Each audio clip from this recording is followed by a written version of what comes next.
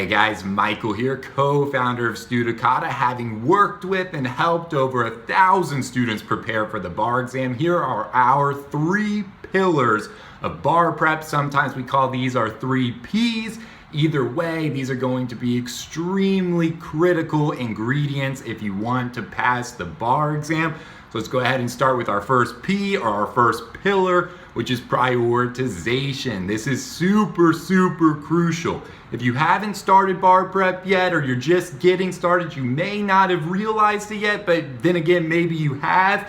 If you got that shipment in the mail yet and you see how much material you're gonna get through, if you signed up for your typical 8 to 10 week bar prep course from one of the big companies, if you signed up to get your shipping mailed to you, probably got 8 to, a stack of books this high of materials, and you've got hundreds of hours of video lectures and outlines and workshops and maybe even in-person lectures and all this other stuff, right? It's a massive amount of information. Realistically, no person can actually get through all of the material that's going to be thrown at you during bar prep in 8 weeks. There's just no way. Think about it. In law school, you take an entire semester to get through 3, 4, maybe 5 subjects. In 8 weeks, if you're going through 12 subjects, that's only 4 to 5 days per subject, and you're juggling 12 at once, not 4 or 5. It's just an almost incomprehensible amount of material, which is why we say prioritization is so critical. You have to come up with a plan of attack, a way to cut through the swaths of information in a meaningful way, some way that you can attack the law that matters most first, and then worry about other more nuanced laws later. So how do you do this? How do you prioritize? Well, obviously you want to focus on the law and the rules that are going to yield you the most points on the bar exam.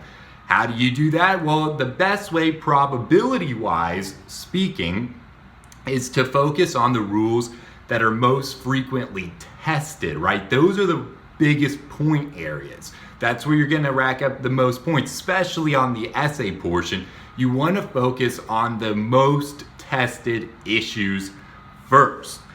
And in some subjects like torts, you're going to know, right? Negligence is super important if you're in torts. If you're in evidence, obviously you're thinking hearsay, maybe character evidence, right? Those are the big areas in those subjects. But in other subjects, it's more nuanced, maybe not so obvious. And even within hearsay or negligence, right? We know that that's one analysis, but like 50 different rules. So how do you know what within those topics are the areas you really want to focus on and make sure you know? And for all of you, we have a top 120 list right now that you can download for free. It took us over 1,000 hours of research to prepare, combing through, parsing old bar exams, and literally seeing how often each individual rule has been tested over the last 20 plus years. We put this into a really neat PDF. It lays out the top 10, gives you all kinds of frequency information. It's a great document to print out, put up on your fridge, and that can be your prioritization attack plan, and it's yours for free. Right now, we'll put a link in the description where you can go over and download that. Highly recommend you print that out, put it on the fridge, and then every day you can look at that and know, okay, a ton of these rules are going to show up on exam day. I better know this list cold, right? It's going to give you that prioritization. So when all else fails, when you're lost in the swaths of bar prep, when you're getting hit with 8 hours of video lectures a day and textbook after textbook of information, you can go back to your fridge, look at that note that you printed out, and be like, okay, here's what I really need to focus on though. This is the key. And that is going to give you prioritization. Okay, that's our first P, our first pillar. Our next pillar, or P, whatever you want to call it, is practice. Second pillar, if you want to pass the bar exam, is practice. I can't tell you how important this one is. The very first question I ask, if somebody comes to me and says that they failed the bar exam, my first question is always, how many practice questions did you do under bar exam conditions? How many multiple choice questions did you do? And how many practice essays did you do? And really under bar exam conditions. None of this open book, no time limits. I want to know bar exam conditions. How much did you practice? And often the answer is next to none, right? No one does enough. So obviously some people do. Those who pass the bar easily do enough practice questions, but the way that big bar prep is built, it's very difficult to get through a lot of practice questions because they have you spend so much time watching video lectures and reading textbooks and outlines, and it's hard to find the time to practice the law, which is the most important way to actually learn the law, right? Taking the bar exam is no different from any other skill out there. If you want to learn how to drive a car, what do? You can read books, you can watch videos on it, but until you get behind the wheel and drive, you're not going to really learn how to drive a car. You would never show up to your driver's test to get your driver's license without having driven a car. Yet when people show up to take the bar exam, which is a license test, just like a driver's license test, they come in with not enough practice, and that's just such a recipe for failure. Super unfortunate, super avoidable. If you have that prioritization, especially, and you're really keeping your study time efficient, you gotta practice. Realistically, we would hope that you're doing, at least 30 to 60 multiple choice questions and 1 to 2 practice essays a day. If you could stick to that, would be fantastic. Over an 8-week study period, that's the type of practice you need to do. And even if you don't think you know the law well enough to do practice, because I hear this all the time, it's like, but Michael, I have to read the outlines and watch the video lectures before I'm going to be ready to sit down and write a practice essay. How do I do it? Especially closed book. And I always respond, who cares if you make mistakes during practice? That's good. Make the mistakes now. Even if you don't know the law, who cares? Go for it. Practice. That's how you're going to learn the law. That's how you're really going to remember it. When you're sitting there on the bar exam, those are the things that you're going to remember, not what you watched in some video lecture while you were messing around on your phone or reading. The active application that you're doing is how you're going to learn the law the best. So even if you don't know the law well enough to practice, or so you think, go for it anyways. And if you need to glance at your book, go for it, right? But then the whole thing I'm talking about with closed book versus open book, and I'll go into this real quick, but it's a whole separate video.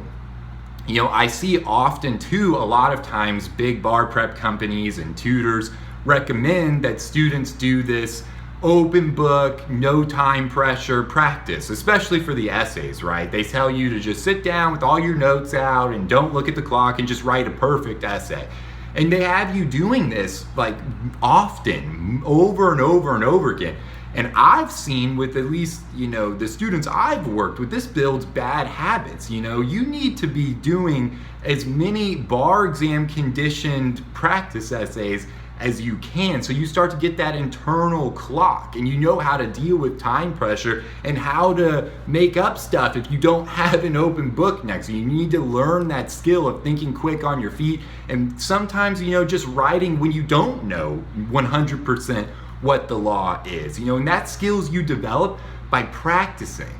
And really, when you're doing all this open book practicing without time pressure, you show it's such a disservice to yourself when you show up on bar exam day and you've got these bad habits built. So my recommendation is to keep that to an absolute minimum. And I know other people say different stuff, but that's just from my experience, what I've found with bar prep, especially for the essay portion. But anyways, going on a tangent there, bringing it back to our 3 P's, our 3 pillars. Our last one is to persist, right? This is just as key as the other 2. And again, another huge mistake that I see is just a lack of persistence. The bar exam is an inherently stressful life event. We all know that the stakes are very high.